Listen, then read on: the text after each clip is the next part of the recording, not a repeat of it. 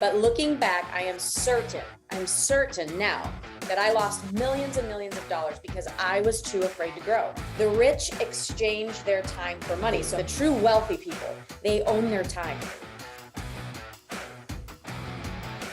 We have Tina Caul here for our session for today. Welcome, Tina.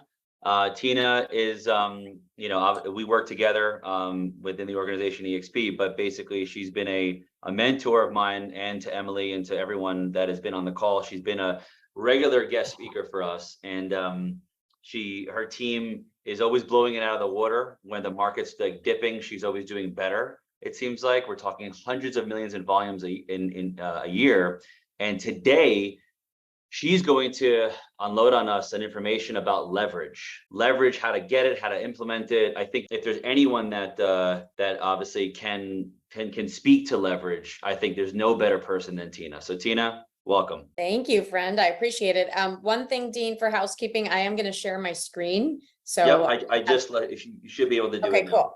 Mm-hmm. Yep. So I'm going to have some slides. So I just want to hear from everybody in the chat box. Just open up the chat box. Number one, I want to hear how many streams of income do you guys have if you could not sell real estate? That's the first thing I want to see is how many streams of income, because I'm a Mike Ferry agent through and through. I've been in the business for 24 years and Mike Ferry was my mentor. Mike taught me how to go out and hunt and build my business. And so what Mike forgot to teach me though was, if something happened to me, if I got sick or I couldn't go out and pick up the phone and smile, dial, and make a pile, how do I survive and how do I survive my family? So that was one thing that I realized when I was doing this smile, dial, make a pile is, my God, if I die or something happens to me, I really, other than a life insurance policy, I really, can't get hurt. And so that's a huge liability. And so what I realized with Mike, and we would get in fights about it, is that he had a lot of leverage. Mike taught himself to build a business. He duplicated himself. He has hundreds of coaches that teach thousands of people, and that is leverage. And so I went off and said, I'm going to start a team because I need to have leverage just in case. And I knew that I had enough business at the time, which was 14 years into the business, to go ahead and start a team because I had enough opportunities for people and I could teach them something. So building a team is not for everyone. It's actually not a great idea for most because you are opening a company. But what I want to teach today is if you are sitting in a seat where you are a Mike Ferry style agent, you go out, you smile, dial, make a pile, you know how to hunt and you know how to go out and get a listing.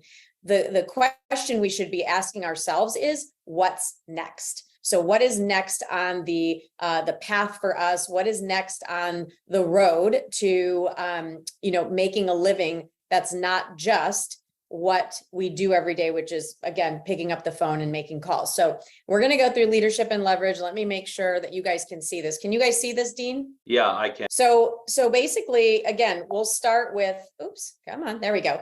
I don't want to bore everybody with my story, but it's been a long time, 23 years in the business. My first 6 years, I sold 25 to 30 homes. I was the average realtor. I was actually highly successful in my brokerage, but then a market crashed. And by 2007, I pretty much lost my $150,000 income and didn't know what to do. I was sitting on my hands going, okay, now what? Because I built my business off sphere and relationships. And so I met Mike in 2008. And by 2009, with my coach, Kathy Anderson, I said, we're out of here. We're going to go find some sunshine. I know how to make calls now. And we left and we moved to North Carolina in 2009. From 2009 to about 2014, in that 4 to 5 year period, I went from selling 0 homes to 130 homes a year. I was one of the successful Mike Ferry agents. I was selling 10 units a month. And it was fun in the beginning. It's like you get that high of like going out on appointment, getting better at your presentation. I studied the presentation to a T. I memorized it. I delivered it. I worked on closing and getting paperwork signed right there at the table. And I did all the things that I was taught. And I went from earning 0 and having a net worth of literally $20,000 when we moved to North Carolina. Within 4 years, we had a net worth of about maybe $1 million because we were saving a couple $100,000 every year. We bought our house. So by year 5, I suffered severe burnout. I was done. I was like, this is crazy. I can't go to a store without picking up my phone. I can't be present with my husband or my child. I'm always on my phone. Say yes in the chat box if that's sometimes how you feel, that you're like the customer service department for all of your listings and your buyers. It's like you are there to manage. You're the HR department, you're the customer service department, you're the inspections department, you're the closing department. Even if you have an assistant, they want to speak to you. So I felt literally locked in chains, and it wasn't fun. And I said, you know what, something has to change. And so when I look at all of the jobs I was doing in the past, which a lot of you are doing all the jobs, I was the listing coordinator, buying coordinator, field worker, ISA, because we are glorified ISAs in this role. I was doing inspections, and could I do it all? Sure. I had an assistant. I was selling 130 homes a year. Of course I could do it all. But looking back, I'm certain now that I lost millions and millions of dollars because I was too afraid to grow. I was too afraid to take the next step. And for me, time is money. The rich exchange their time for money. So many of you on this call, and I know you, are rich when it comes to, can I earn a high income? Yeah, that feels like you're rich. I can earn a high income like a doctor, a surgeon. They use their hands, they exchange their time for money, but they can't not go into work. You can't not show up to do a brain surgery. Nobody else can do it but you. You can't go and be an attorney and not show up to court to represent your client. You have to be there to exchange your time for money, just like a real estate agent in the position that most of us are in. You have to be the one showing up to land the deal. But the rich, the wealthy, the true wealthy people, they own their time.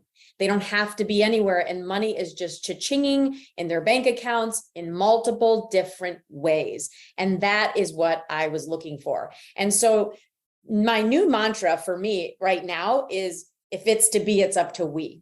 And when you look at this picture and you look at my team, that started from one person saying, you know what, I need to share my knowledge with all of these people. I have enough opportunity now because I'm selling 130 homes a year. I have opportunity to give buyers to some of my agents to eventually walk away from the listings and start to become an operator versus an agent, the highest earning provider on my team. So I was the top agent on my team for many years. Now I don't sell homes. I haven't sold a home in over 3 years. I've helped our agents go on listing appointments here and there, but that's it.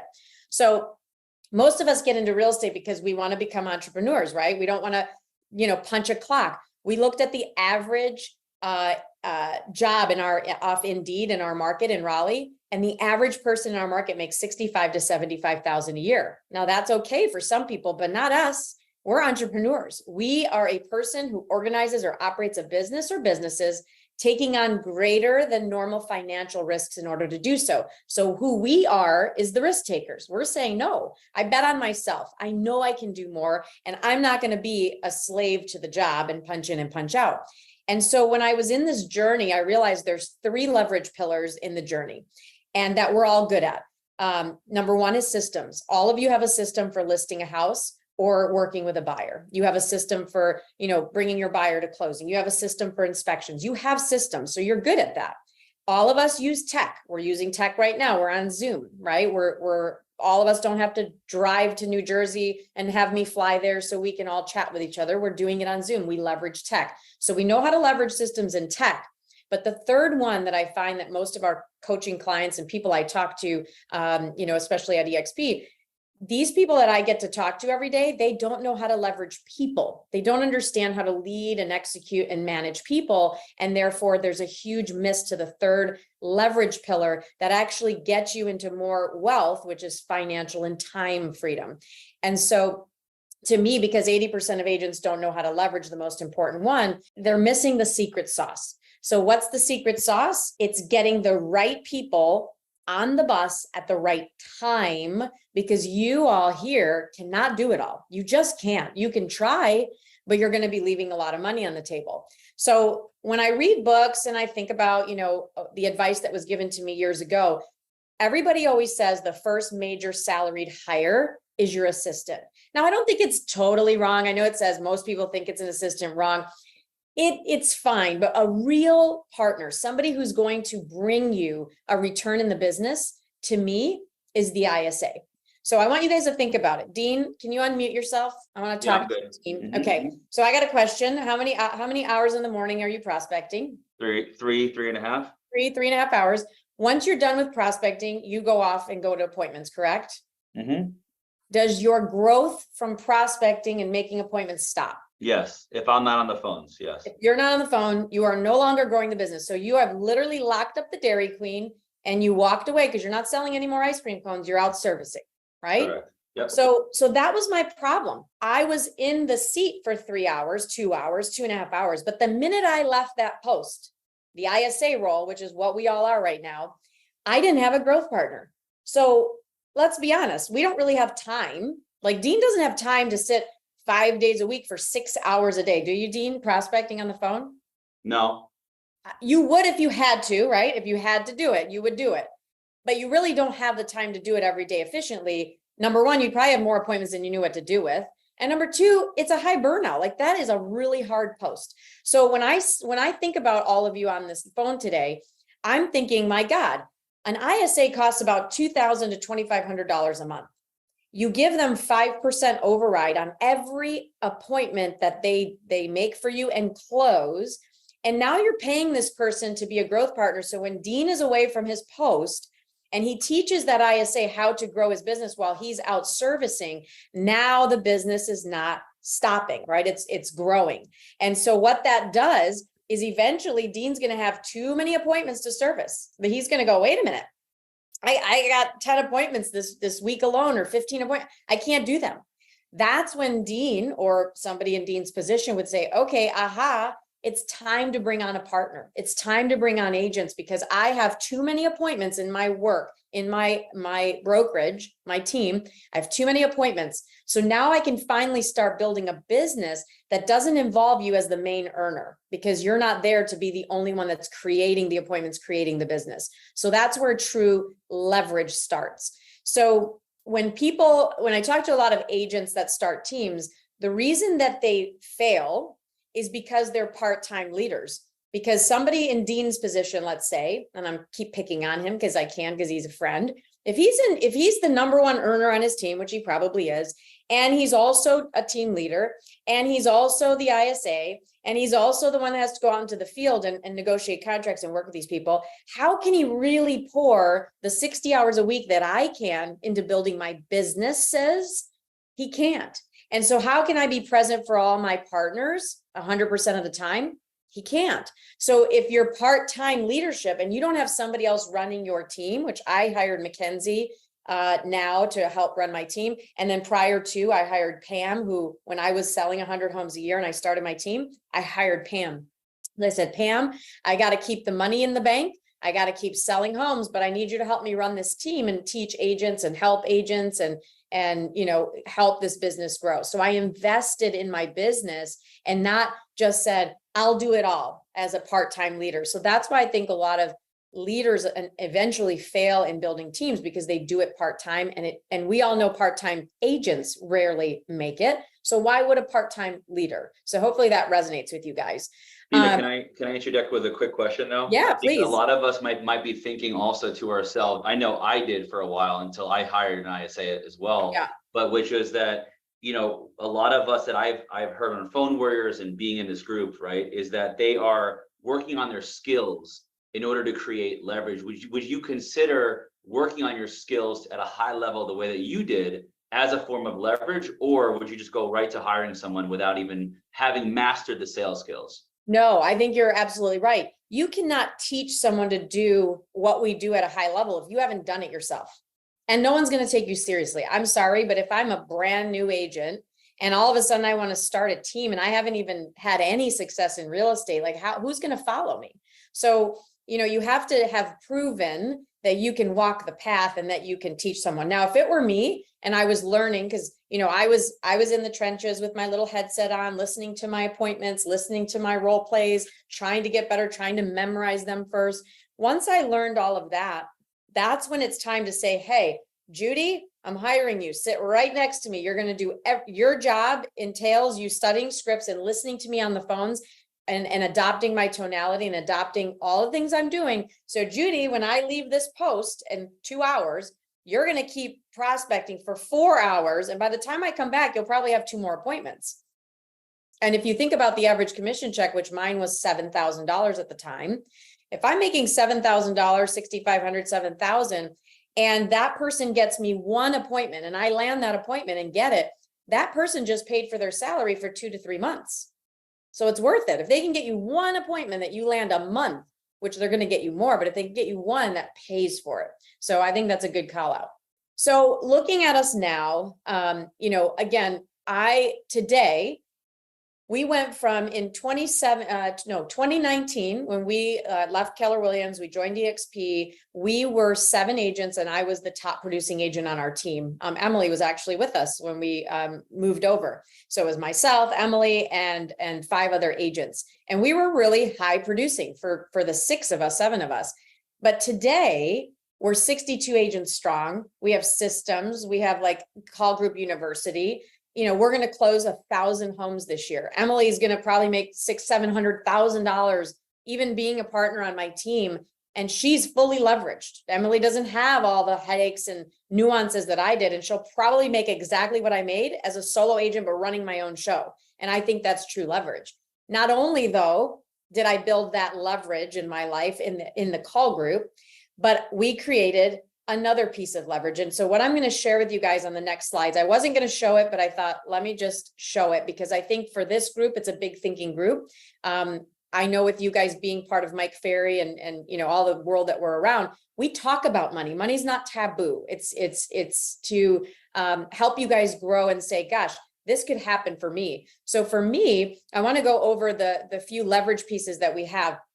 I also built a leveraged personal team through EXP for me. And that was 1,200 agents now. So there's 2 groups. There's my personal team, 62 agents that'll sell 1,000 homes. And then there's our other network. Now, I feel like we all work really hard for our money. I mean, we work hard for our money, but the key right now is you guys think about, how do I make a lot of money? That's amazing. Hopefully I'm investing it. But the key is like, how do I buy back my time?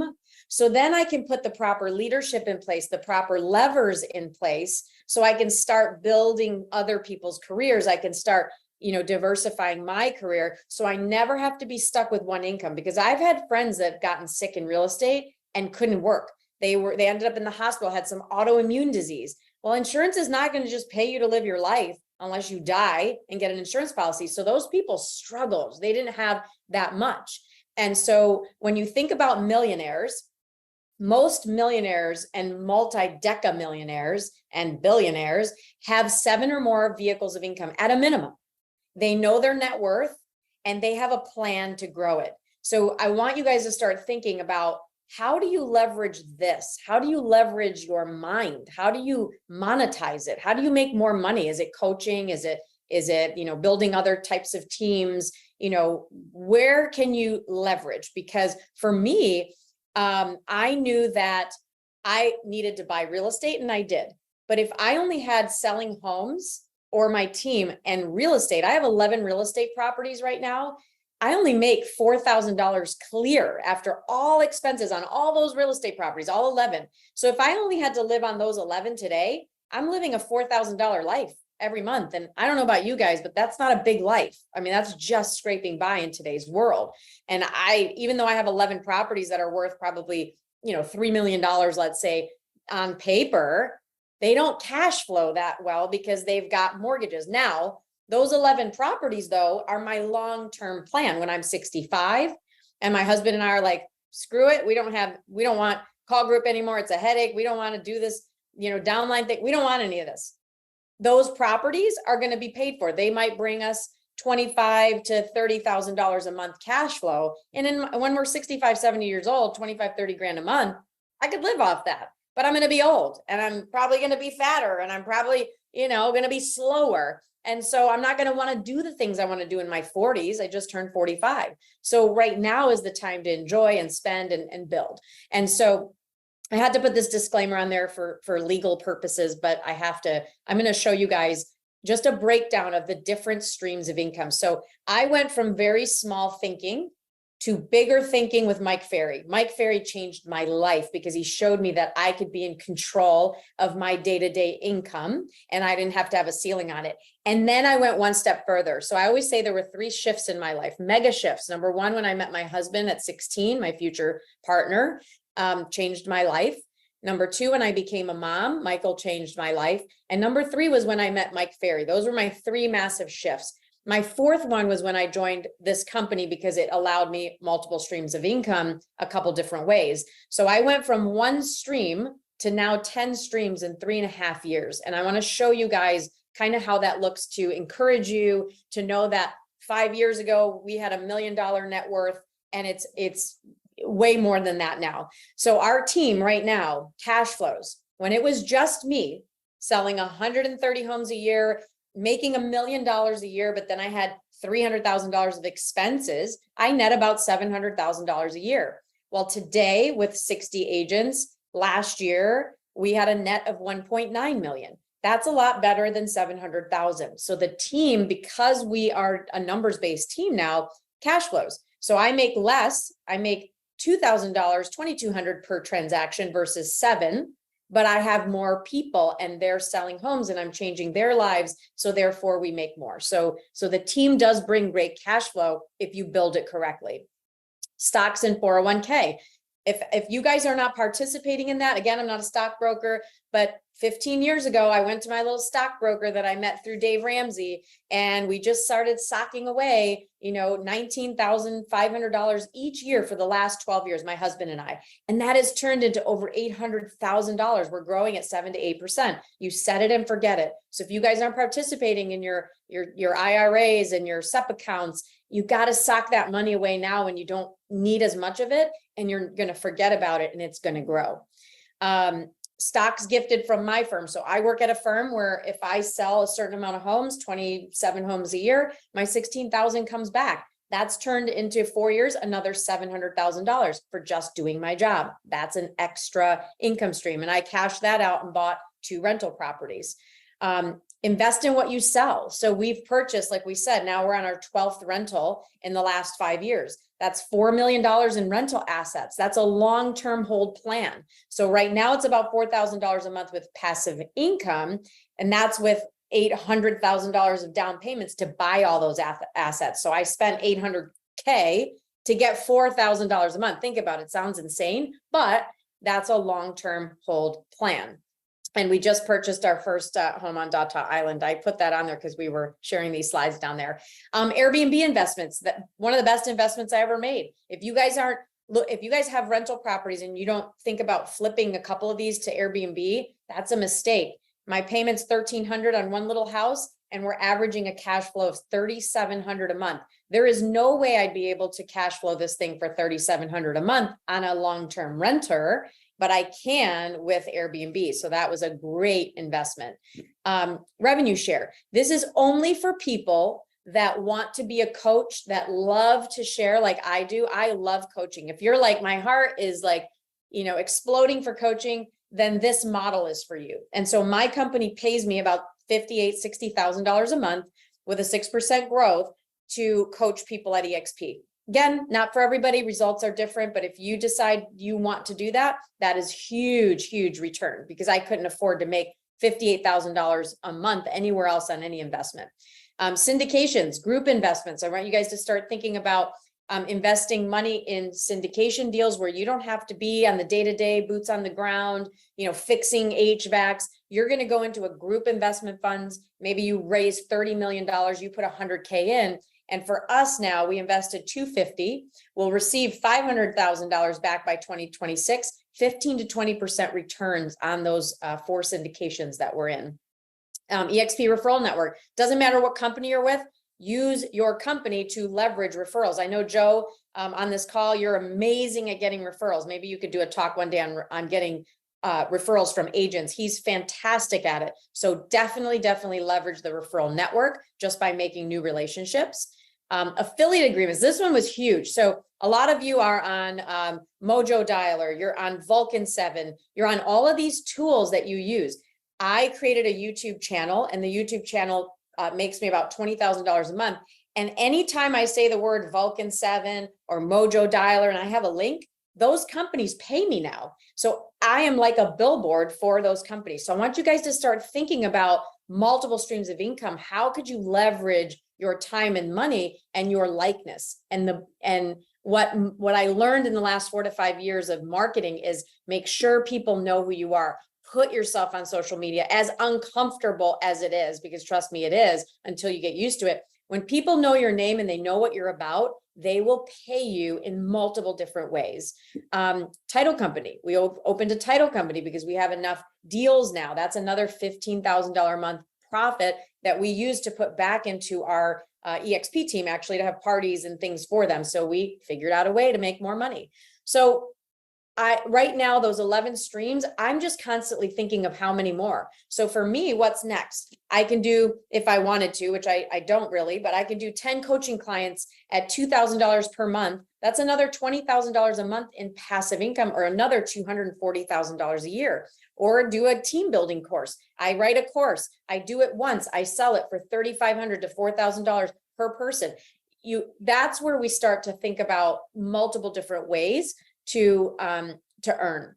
So that's my presentation. I want to open it up for questions, for thoughts, but I hope that number one, you guys are inspired to think beyond just being a phone caller. That is a great job. But it's only as good as the time that we have in our health. And what if something happens to our health? Oopsie, now the highest income earner at our team or at our brokerage unfortunately can't make money. And so that used to keep me up at night, and now no longer, because I don't have to sell homes. I get to. I don't have to work. I get to. So it's what I got, buddy. Nice.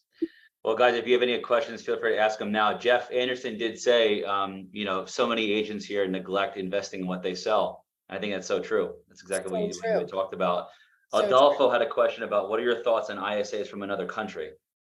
I tried ISAs from another country, Adolfo, and they were okay, but they weren't great, because if you don't have somebody local that knows your market and they like hack a word, or, the consumer just can sense it. And so they have to be really good with their enunciation and their English, and then, really smart and quick on their feet. They can work, but I much prefer somebody local. An ex-real estate agent would be amazing, because there's a lot of real estate agents that don't want to be in the hustle and bustle anymore, but they're high I personalities and they love to talk to people. So if you can find an ISA there, or the best thing I ever, we thought of was, when you are looking for a car and you go onto the car sites like GM, Chevy, whatever you're looking for, and you put in one of the requests, some ISA is going to call you back. If you go to multiple dealerships putting in requests for somebody to call you, I would not answer the phone and see who is going to aggressively follow up with me and who is really good at getting my business. And that's the person I would offer a job to, because cars are way less expensive than houses. And that ISA is driven by money, most likely. And so if I can give them 5% of a $500,000 deal, or 5% of a $80,000 truck, which one's going to be better? So I would definitely look for like people in those fields, telemarketers. Those people are going to be the ones that I'm hunting down to do this job that a lot of us shouldn't be in these seats. Because an ISA it's like, have you ever heard the term, Dean, when you're like, don't do $12 an hour, don't do $20 an hour work? That's exactly what a lot of us are doing, and we're leaving millions of dollars on the table. Yeah, and I would also argue that I think, like I was talking to Danny Madillo about this before, which is basically that I think we get distracted so much. So really what you're saying is to leverage other ISAs in order to fill that distracted time that you may have, because we're all human. It's all natural. That's another opportunity. And Chris Nugent asked about, can you just repeat how much you pay, or what the structure is that you're paying the ISAs, or what you recommend? Yeah, so ISAs get paid a little bit differently here and there. And by the way, I'm looking at my face. I had to put all this makeup on today because we did a photo shoot. So I'm usually not this glammed up, but I didn't just do it for Dean, get all glammed up. I got my fake eyelashes on today. Anyway, so it's $2,000 a month to $2,500, depending on the town that you live in. And it's 5% of the deal. So if you sell a $500,000 home, 3% commissions, 15 grand, they're going to get 5% of that. So 10% is what, 1,500, they get half of that. So if they do that multiple times, they're going to get pretty good bonuses. Adolfo asked a follow-up question. At what point in your career is getting an ISA a good idea? ASAP. No. So now would you, I have a follow-up question to all If you this. teach them, if you can Yeah. teach them, right? So do not get an ISA if you do not, because you're avoiding doing the job, right? That Yeah. it's not going to work, because how do you train the ISA if you can't teach them how to do it? Right. And let's just be clear, guys. Tina also is coming from a place of she was doing 10 listings a month prior to entering and hiring an ISA, right? And So let's talking just to 50 people a day and exactly like you were doing the thing I was in doing order the thing. to then attract, right? It's not like you could, you're not. So I don't want to, you know, I don't want people to think like, oh yeah, when they listen, a lot of people are gonna listen to this recording and they're gonna be like, oh, well, all we talked about is leverage and ISAs. Well, why should I be on the phone whereas, or why should I be prospecting anyway? Well, the point is, no, we're hearing it from someone who actually, yes, okay. I did it. I mean, in Yeah. fact, my schedule was be at the office at 7:30 to 8 was role play, 8 to 11 was on the phones, 11 to 12, check my email, 12 to 1:30, go to lunch, and then appointments. And I did that for 4.5 years straight, burned myself out. But if I didn't show up at 7:30 with my 5 different role play partners, they cashed my check for $1,000. So it was high accountability to get your ass to work and make sure you were making your calls. I'm just saying, if you're right now a Dean, because I know Dean has been in that seat for a long, long time, he's probably the perfect candidate to say, okay, I'm going to hire an ISA because I don't want to be in this seat forever. And I now have enough knowledge where I can help others grow. And to me, you know, we're changing the narrative on our team. I was just showing our team, our agents are making 250, 300,000, 500,000, 600,000. They understand what leverage is. So I'm a teamridge. I'm a team that functions as a brokerage, because right now a party of 2 can be called a team, but we're like 60 people. That's a brokerage in every sense of the word. So at my brokerage, people have access to better opportunities. Therefore they make more money. So we're not just a team at 50-50 splits. We're a true, you know, an enhanced brokerage, if you will, a team. Nice. And also, so Chris Nugent asked another follow-up question, but before Chris, we asked at the Tina really quick, just because I think this has come up, and Adolfo, we talked about, I talked about it with Danny as well, a few others here on the Phone Warriors, and which is that I think there's confusion about what the actual next hire should be. And if you, so Tina, if you had a choice, you've been doing pretty well, you now have consistent income coming in. Okay. Are you like, in terms of like the coach, assistant, ISA, in that, like, what particular order would you then make your first hire, and how many deals and how much income are you looking at for you to, like, everyone's different, I guess, in different markets, but what is that? Let's just be clear about what the next actual hire really should be. Okay, so if you look at, if I start my career over, I just moved to North Carolina. I know how to prospect now. I've done the thing, right? I've done it 3-4 years. I'm ready. If I had a transaction coordinator, I could skip the assistant. So I could say $400 a deal, do my paperwork for me. So I could take that off my plate. I want to hire somebody that's going to make me money. A coach, we all know what a coach does. How many people on this call say yes if you have a coach? $1,000 a month, $2,000 a month. The coach holds you accountable. If you are an accountable person, like I was accountable. Yeah, I had a coach, but I would skip the coach if I knew how to generate. If I knew how to call expireds, FSBOs, my past clients, I knew how to call people and generate and hunt. The coach for me after a while lost its flair. Like I used to switch coaches like candy, because I'm like, no, hold me more accountable. So it was sort of like, once I understood how to hold myself accountable, the coach wasn't effective. And the coach wasn't really training me on the scripts and the dialogue. It was me training myself. It was being in mastermind. Mastermind groups train me. When we all get together, we talk about which script do you use? What do you say when they say this? How do you do? We teach each other, but the coach was there to move you along. So for me, it would be transaction coordinator, ISA, then coach, then real assistant, right? Like a true EA, because you can afford it now, because the ISA is pretty much paying for the coach and the EA. The ISA is a profit center. The ISA should be making you more money than you know what to do with. Once the ISA gets to more appointments than you know how to handle, that's when you start adding agents, because you can start giving the agents the buyer deals and saying, go do the buyer deals. I don't want the buyer deals. Then once you're done with, to me, it's like when your agent count, like for me, I know every agent on our team, if they sell 16 to 18 homes, makes the company net profit of $32,000 a year. At $32,000 times 10 agents, that's $320,000. 20 agents, that's $640,000. So it took me about 20 agents to replace my income, my net income of 700,000. So the math has to make sense. It's just math. You guys right now are chasing a $10,000 commission check. I'm chasing an agent and teaching them how to fish. There's two different, but my agent is going to go out and build a business and earn a living and grow, while not that I'm sitting on, crumpets all day and just like counting my money. I'm still working probably harder than I did, but in a different, more fun capacity. I'm having fun now. I don't have to, like today, I was on a photo shoot all day and I'm doing this. I'm not like in the trenches answering calls anymore, like I did for 17 years in the trenches. So at some point, for some of you, it's going to be time to leverage and then say, okay, how do I want to monetize this? Most importantly, like, how do I make this thing make me money? Oh, I could coach, I could train, I could recruit.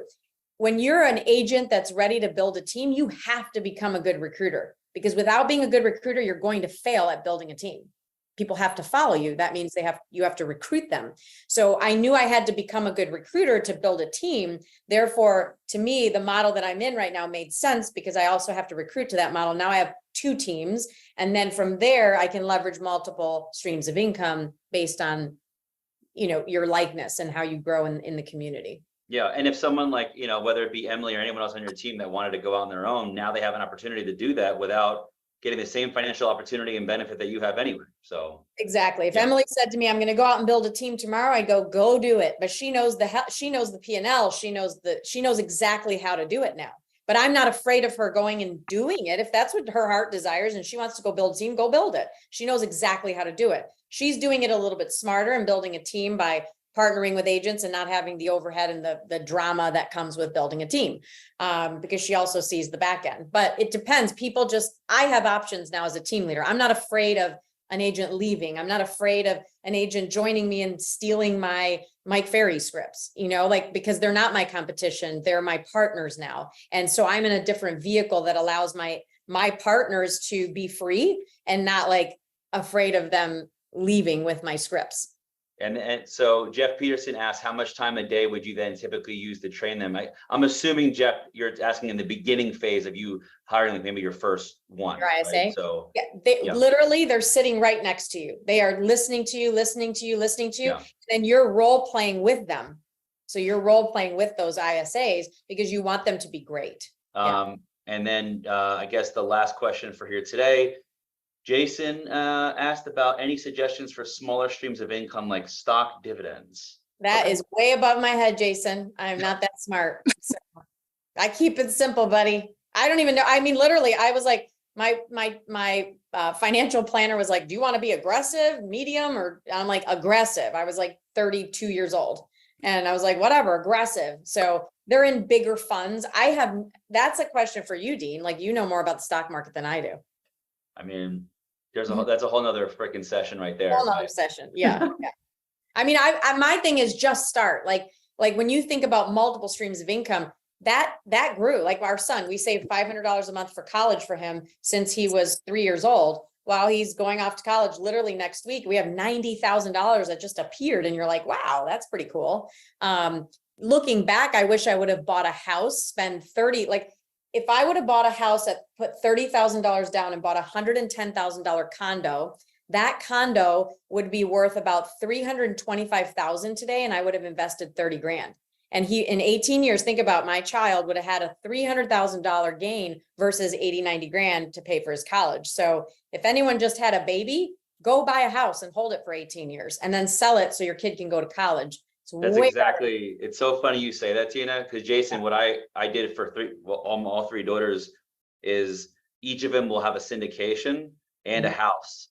If there's anything you guys will take from this call about the whole stock market and everything, it's a lot of fugazi. Yes, okay? It is. And so houses are real. Real estate's real, hence real estate. I mean, you could see it, touch it, but these guys on Wall Street, they're I've seen some shit in my day. Anyway, on a positive note, real estate's where it's at. Buy a house for your kids. I completely agree. Yes. Yeah. Yeah. I love that. I mean, just buy it now. Because how many of us on this call have had 30, 40, $60,000 in our fingertips? And then we go out and do something stupid and we go on a vacation or buy a really nice car. And you're like, man, you could have literally bought a house. Getting rich to me was not sexy, but it was really profitable. And it's like, it's so boring to think about buying a rental property. It just is. It's not that exciting. To me, it is now. And now I'm like, what else can we buy? But start now. Like that's the key. Don't overthink it. Don't worry about the exact little piece of cash flow. Somebody else is literally paying off your mortgage while you're just using your great credit to put them in that house. So, well, I mean, really the point of this was not to like, make everybody run out and get an ISA. Like you have to be ready for that. I'm more than happy to, chat with whoever, if they're like, I think I might be ready. You have to be ready. You have to be at the right position, but know that that can be a North Star for you. You could say, I might be ready in a year or 2 years, but at least have a plan, right? Get an ISA and get a house. That's right, Jeff. Wait, Jeff, sorry, Tina, Go ahead. Jeff did ask a question. I have to, he wants me to say this. Okay. So how do we help hold Dean accountable to hiring an ISA, then reporting results in 6 months from now? We all on this call get them to agree. Dean, do you think it's a good idea to hire an ISA? Yeah. Or you could just be the ISA. It's fine. Either way. Yeah. Yeah, no, that's it. Yes.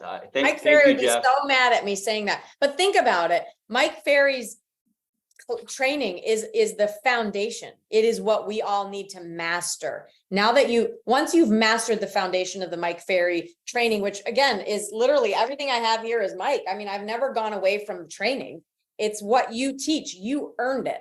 You paid Mike. I paid Mike all those years. I paid over $300,000 for that education, my college education. And now I get to leverage it. Now I'm saying, okay, now Mike, I need to grow. I need to leverage and not just be in the weeds every day. So I can, have a life. That's always nice. Nice. Yeah. Cool. All right, guys. Thanks for having me. Yeah. Thank you, Tina. You're welcome, guys. Now go out there and make some calls.